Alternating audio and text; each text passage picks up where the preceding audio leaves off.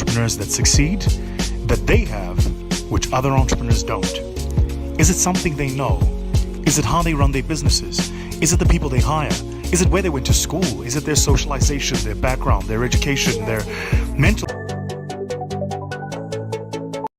I've always wondered to myself, is there something that helps the entrepreneurs that succeed that they have, which other don't? Is it something they know? Is it how they run their businesses? Is it the people they hire? Is it where they went to school? Is it their socialization, their background, their education, their mental spaces? What is it that makes the entrepreneur succeed? Welcome to my masterclasses, where I share with you everything you need to know about how to become a high-growth, high-scale entrepreneur. I'm joined by guests. We break down the myths, the ideas, the myths, the legends, everything you need to know to become a high-growth entrepreneur. Warning, this is the High Performance Zone.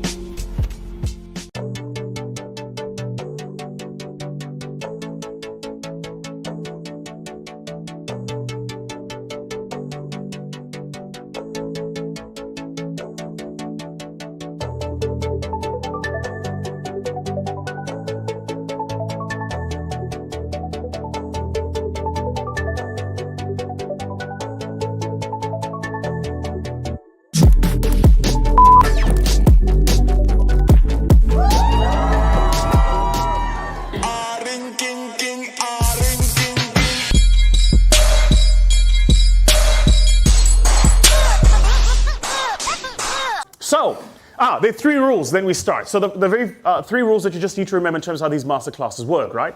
So rule number one is there is no such thing as a stupid question. In my years of doing this, one of the things I've learned is you're typically sitting there and you've got a question and you're just not quite sure how to ask it. So usually what happens is after this, and if you do this, I'm going to get so upset. After this, if we still have time, and I see some of you, did you buy books? Okay, come see me after this, I'll sign it for you, okay? All right, so after this, when I do some book signing, someone's going to come and go, you know, Vusi, I really wanted to ask you. So my business, nah. Don't do that. Ask the question while we're here. So everybody can hear, because usually if you're thinking it, somebody else is thinking it. Like if you're facing that problem, somebody else is facing that problem, right? And it could be something as, I don't know, rudimentary or standard as, how do I make sure that my VAT returns are done properly on time so I don't get penalties? Well, if you're an entrepreneur and you haven't had a VAT return problem yet, call me, because it will happen. It's not an if, it's a when, okay? The entrepreneurs who know are nodding, eh? The startup guys are like, what is VAT? Where do I find at the shop? Is VAT, is at the shop? Oh, VAT. Oh, why he doesn't say VAT? Why he doesn't say? Why he doesn't say VAT? Okay, so, like that's the truth. If you've never had the taxman call you, call me when he does, because he will. So the point is, whatever the question, ask it. Okay. First rule. Second rule is this space only works if in the room we have what I like to call a low center of gravity. That means there are no titles. We're all equal. I'm not presenting a show. I'm facilitating a discussion. Right? So, if you're in this room and you have some sort of education, or you've built an amazing startup, or you went to a saint somewhere school, or an old something, excuse my language, nobody gives like, get your head out of your own ass and join us human beings on this little rock called planet Earth. Okay? None of us care. Some of us succeed in spite of ourselves. I think a lot of entrepreneurs succeed in spite of themselves. Some just call it lucky. You get into the right industry at the right time, you know the right people, and then all of a sudden you begin to believe your own PR, right? So whatever it is you do here, whatever your background, let's leave that at the door. In here, we're all people just trying to share, collaborate, trust each other with information and learn. Okay? And the third rule is you would notice that there is no presentation. None. So these masterclasses aren't curated. We don't go, we're going to tell people 1, 2, 3, 4, 5. We go, what are the problems? And let's help each other solve them. At the last masterclass we did in Joburg, we had a kid who has designed South Africa's very first own native soccer boot. Very interesting kid. He's 19 years old, right? So he's designed and he's built the soccer boot. He's got like 50 pairs or something. So I said to him, there's a couple of instructions I've given him. And I said to him, once you fulfill these things, I'm going to buy a pair of these soccer boots for my son's entire soccer team. Anyway, so he's built these soccer boots and he comes and he brings the boot with to present to everybody and show them the boot, right? Amazing story. And the innovation for him was, how do I design a soccer boot that for the majority of the population who live in areas of the country where the sports grounds aren't grass but gravel, the soccer boot will sustain. It won't wear, right?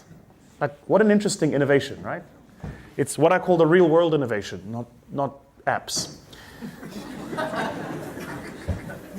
No offense to anybody with an app.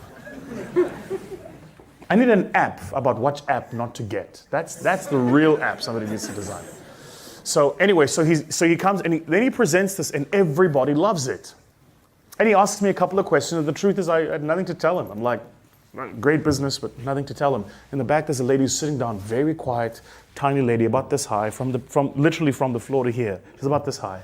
She puts up her hand, and she comes forward and she says, I'm a trademark and copyright lawyer. I've been doing it for 15 years. I'm going to do your trademark and copyright for free. Wow. That's why we're here. That would have cost him 100,000 Rand to probably do it properly. Now he's getting it done for free, right? You're going to love this. Another lady sitting at the front with dreadlocks, blonde dreadlocks, puts up her hand and says, oh, I used to be an executive at Edcon, so I'm going to see if I can connect you with one of my people at Edcon to stock your merchandise. I saw the email 2 days ago. They'd taken an initial batch of 2,000 orders.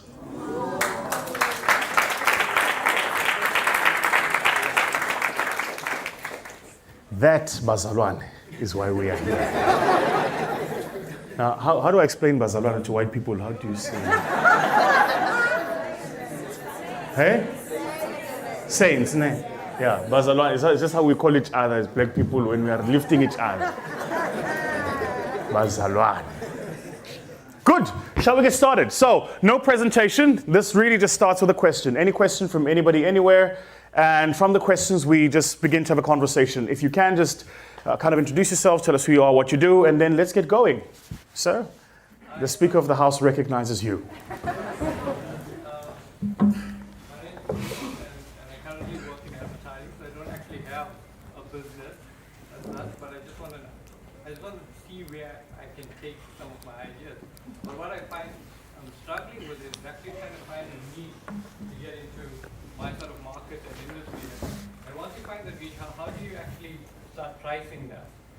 So I want to find out. Hey, sorry guys, how many mics have we got? Two? Okay, can we have one this side? Who's going to ask the next question? Right, can we make sure that you get the mic so that we don't do this running around? So basically, I just want to find out, like, how do you actually find your niche? How do you find your niche? What do you mean by that? I don't know. I don't understand what that means. Like for me, I'm a designer, so Right. What do you design? logos, branding, Okay. that kind of thing. So, but it's especially in this day and age where social media is kind of taking it over, and lots of people and businesses are reaching out to those type of creators. How do you set yourself apart in that sort of space? Or how do you sort of specialize in that sort of space or find something unique to get sort of market share? Yeah, you're in trouble. Yeah, exactly. So first, don't take the mic away because I just want us to have a conversation. The first reason you're in trouble is because a lot of creators, particularly who work in sort of like the graphic space, the videography space, and the illustration space, actually don't know that your entire craft is being commoditized. So there are firms today and there are platforms built where I can go in and punch in a name and it'll give me 1,000 iterations of what that name can look like as a logo. Right, different fonts, different illustrations. I can buy it as a video, a GIF. I can buy it as a 3D deep image.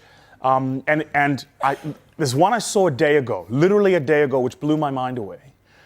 And what they do is they do application of the logo. So once I've bought the logo from the platform, they'll give me the entire collateral. What that means is they'll give me the logo, yeah, they'll give me the renders, yeah, they'll give me the AP file, the PNG file, and then they're going to give me the letterheads, the business cards, everything, and I'm paying this with a credit card for like $1,200. So I don't need to have a coffee with you anymore. You go, my business sells coffee. It's like, you know, I go into the thing and I type my business sells coffee and asks, I saw the questions, like 7 questions. What does your business do? Who are your chief competitors? Yada, yada, yada. And then it infers from all of that, it runs an AI behind the scenes and it goes, if these are the businesses you're competing with, this is kind of what the logo needs to look like. So for instance, if I had a business to sell water, my logo mentions if I was you. And I think every creative in the room needs to do this. Guys, if you're creative, work in a content house. Who needs creatives? Content. Vusi needs a creative. You want to know why? Because we're publishing 3 videos a week. Who the hell's doing my edit? Yeah, like when we put out the poster for this, who did I don't want to sit there and do posters. Like it's a low value activity for me, right? But what a lot of you are doing is you're going, I want to run a design house. Sure. You and 500,000 other people. What I would do is I would really go and find a niche environment, a niche entrepreneur in a niche space who needs a lot of creative, and I would make myself an asset for that guy. It's a bit like the kid who's taking a job today as a business analyst or as a coder at APSA. I wouldn't do that. I'd want to find a guy with a crazy idea and I want to become the CTO of his Facebook. Same skill, very different trajectories. Yeah? Cool, man. Yes, ma'am. Do I need to stand? No, please, just. Hi, Sanbonan. My name is Ntombiaise Dube. My question is, say I've got a business which I've started. I'm going to use the example of selling amakwing. Right. I sell What is amakwing in English? Amagwinya. It's amagwinya. Sisters minus the sugar. That's amakwing. But with a lot more flavor. Yes. Fat books. So I'm using the example of amakwing. Say I'm selling amakwing. I've got the corner that I'm selling it with a rent each. Right. And now I want to take my business to the next level. Right.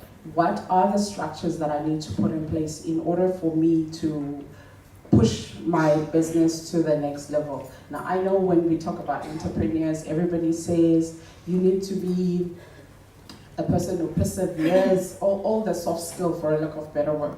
But what are the hard skills or hard way that I need to have in place in order for me now to move from 3 corners of selling amakwenya to the next level? Yeah, that's a great question. That is the fundamental question of why we're here, right?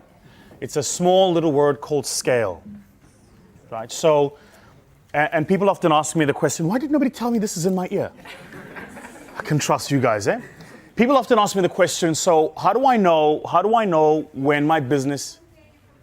Oh, you can't hear me from the back. Can I have the microphone back, please? The same lady who said she can't hear me last time, she just said it again this time. So people often ask me the question, how do I know when my business is not scaled? The answer for that is actually very simple. Could you take 3 months leave and your business still meets its performance targets? If you can't disappear from your business for 90 days, you're not an entrepreneur. You're what we call self-employed. What happened? Did it hit you hard, eh? Is that you? Guys only laugh at that when they hear a nice bar in a hip-hop song and they're like, oh! Yeah, you're not, that's why, for me, the distinction is actually not academic. It's important, right? It's a very important distinction. There's a couple of models that go around. I'll share with you one that I kind of share with entrepreneurs, right? So there is a difference between being an entrepreneur, yeah? Being a business owner, yeah? Being self-employed, yeah? I beg your pardon? Being an employee. No, well, that wouldn't quite make it onto this. And being a professional. These are not the same things. So a professional, I am a doctor, I'm a dentist, yeah? I heal the patients, but if I'm not there, nobody heals the patients. Right, so I'm fascinated by the idea that there is a doctor who runs a practice, yeah? and there is a doctor who runs a hospital, and there is a doctor who's the CEO of a hospital group. I'm fascinated by that because they clearly have the same training, they just operate at very different levels. Yeah? The other thing you need to recognize is this is not for everybody. Most people, I think like 90 who say they want to be entrepreneurs, actually just want to mean I want to determine my own life. Now, if that is what you're saying and that is what you want, which is you want to take your kids to school and rock up at the office at 10 o'clock, leave the office at 2, work a 4-hour day, then that's not quite what we mean by entrepreneurship. You want to be self-employed. Very big difference. So the graphic designer is somebody who's self-employed. I employ me, but I do the job. I am the value. Yeah? The professional is the lawyer, the advocate, the person, the accountant. You absolutely, positively must have them as some part of your business. They may use an underling to do the work, usually some sort of apprentice, but it's very difficult for them to scale their businesses because they need to sign off the document. You know, when my audits get done by EY, I know who the partner is. So if that document's not signed by him, even though I know he didn't do the work and his apprentices did, he must sign the document, right? So he's clearly a professional employed. Make sense? If he was to start his own business, a lot of professionals do this. So you leave EY, you leave PwC. I see a lot of black professionals, by the way, who walk into companies oversold on this thing of transformation and then get there and realize that the companies are quite as transformed as you used to be. Oh, rule number 4 of the masterclass, as we call it as it is here. And I've just seen so many of my friends who do this. They're like, oh, I've joined company X, Y, and Z. And then 3 months later, they go, yeah, no, I'm leaving. Right? Typically, when they leave and they say, I'm starting my own business, really what they mean is I want to be self-employed now. I used to do HR as an HR business partner, and I'm going to start a recruiting company. Yeah? I used to be in the legal team, now I'm going to do legal stuff. Right? Those people aren't entrepreneurs. You're self-employed. Big difference. The business owner is kind of the level you're talking about, right? So the business owner goes, so I've got this business, right? And rather than employ myself, I'm going to employ people to manage the people I used to manage, right? The thing is, you can never shortcut this process from here to here to here. You can't shortcut it. You have to go through all the steps, right? So if you think from day one, and this is, in my mind, a lot of the mistake I see some of my VC friends make who are chasing valuation growth. Long story for another day, but I really think that there's a bubble in South Africa, particularly in the tech space, where we're overvaluing companies off the base of the fact that there's more funds than there are good tech companies. So they're attracting very high valuations, they're getting a lot of money, but the entrepreneur driving that business hasn't gone through the natural process of growth. If I took a potato and I put it in the ground, and I gave you another potato and put it in the ground, and you watered your potato twice as much as I did mine, your potato wouldn't grow twice as fast. Because the laws of nature are fixed. Like, I love my son, he's 8, but he has to go through puberty. He can't skip it. That make sense? So a lot of us skip phases of growth because we want to get to the other side. The mistake you make is you don't realize that in that phase of growth is a lesson you've got to learn. So you have to manage your people. Long before you get managers to manage your people. Yeah? Gary Vee calls it being dangerous enough. Dangerous enough means I know each and every single thing about my business that I'm dangerous enough to know when you're bullshitting me. Yeah, but if I start with a business today and then the government agency gives me funding and I employ 100 people, I'm not dangerous enough because I wasn't there. Like in your business, who wrote the sales process? If it ain't you, there's a problem. You've got to write the sales process. Then you've got to sell it. You've actually got to try it. You've got to sell to the first few customers and test and make sure the sales process works. Because if you don't do that, when you employ 20 salespeople and they're not giving you the numbers, and they give you 1,000 excuses, which all salespeople will do, you're going to believe them. It's only if you go through the process of building it that you go, no man, it's rubbish. What are you talking about? My team will tell you, like if a client comes to us with a sale, it's now the scariest thing for them. They go, how do you know all these people? I'm like, 15 years, dude. Of course I know them. I've worked with them at some point or another. Oh, who called you? From what company? Oh yeah, they used to work with so-and-so. How do you know that? Yeah, no, they used to work with so-and-so, then they left and went here, now they're back, but they're back as a consultant, they're not there full-time anymore. Oh, by the way, they're not going to give you X amount for the transaction. You're going to have to go in at 85% of the value of the transaction, but what we should do is add a 20% premium on the actual proposal so that when they discount us down at the 20%, we get the value we wanted, not the 85% that we're willing to pay. I go, how did you know they were going to do that? I know the company, I know the politics, I know how I just know. Yeah, so you're going to have to go through those steps. Yeah. So your question was, so how do I know to scale? Like now I've got my Magwinya business in 3 corners. How do I get it around the country, right? It's a bit like saying to the general dealer in a township, what's the difference between you and Pick and Pay? Because if you really think about it, a retailer is a retailer is a retailer. They take a brick building, they put goods on it, they put prices on the goods with a shelf talker. When you go and pick up the goods, you go to the front, there's somebody who helps you, usually a cashier, you pay them and you take the goods. So why is the one listed and the other one, you have to work it every day? And it's because of how you gear it for the growth of the business, right? The point is, just on that alone, you could run an entire masterclass. Just like, where do you focus? Where do you grow? What are the key areas that are important? Let me answer your question this way. The first thing to understand about scale is you will get it wrong. Nobody scales right the first time. And if they're scaling right their first time, here's what's happened. They've raised money and they've got enough money to pay for the sins of failing, so you can't see it. I've never met one guy who scaled the first time and got it perfectly right. Doesn't exist. If that was the case, then EOH wouldn't be going through what it's going through right now, right?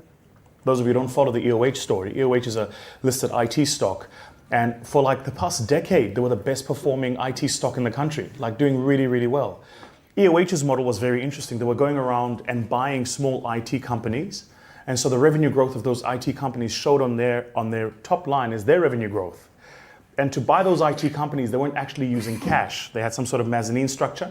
So they would give the entrepreneur who started the IT company a little bit of money, but they'd pay them a predominant amount of money in the shares of EOH. So as an entrepreneur, because as an entrepreneur, your biggest risk is that you're locked in. You are your business. When you die, your business is gone, right? So if I'm thinking about my family and I go, how do I make sure that my enterprise value I can leave to my family? If I listed my company, then I could sell all my shares as the majority shareholder. So that was the idea. Join us as EOH, and we'll give you EOH shares, which are listed on the Johannesburg Stock Exchange, and that's a part of how we pay you. Great story. One tiny, eeny-weeny little problem, which is all these companies you're buying are different names, different cultures, they work in different industries, they sell to different people, and they do it in different ways. When you're a listed company, you can't have the word different anywhere. Because if I'm a shareholder buying your shares, I've got to know that you know exactly what you're doing, that you've taken the right precautions from a risk and a regulation perspective. So where did they get caught? They got caught with state capture. When it turned out that some of the small businesses they bought were facilitators of major contracts that facilitated the state capture project. Now, I don't imagine the people sitting at head office knew. Maybe they did. Who knows? I mean, I'm very good friends with some of the executives who've just left there, right? And Stephen, who's taken over, is a proper risk guy. But Stephen, who's just taken over that business, is coming to turn that company into a bank, which very simply means no deal's going to get approved unless he sees it. You think the rate of growth of the EOH share price is going to be the same? Of course not. It's going to slow down now, right? But even when they scaled, the model of scale they used, when you look at it, you go, oh, this is a fantastic scale model. Yeah, until the rubber hits the road. Yeah. Here are, I think, 3 things I would give you. We do this in our accelerator program. So we have an accelerator program that we put entrepreneurs through. It's a 12-month program. We're actually launching our next one, I think, in a month's time. And this model isn't new. Any of you here who've done like some sort of management studies, you would have seen this model. So we go, what is the functional area of your business? And then we go, how robust are you? Very simple. And again, this isn't our model. It's all over the place. So it looks something like this. So from a functional area perspective, we would go, sales is a functional area. Marketing is a functional area. HR is a functional area. IT is a functional area. Legal area. You know, there's an entrepreneur, marketing executive. At the end of the month, you have to pay yourself a salary. Now you are HR. To send Vusi the invoice, you send an email, but now you are IT chief. And before I pay you, you send me a contract. Now you are legal.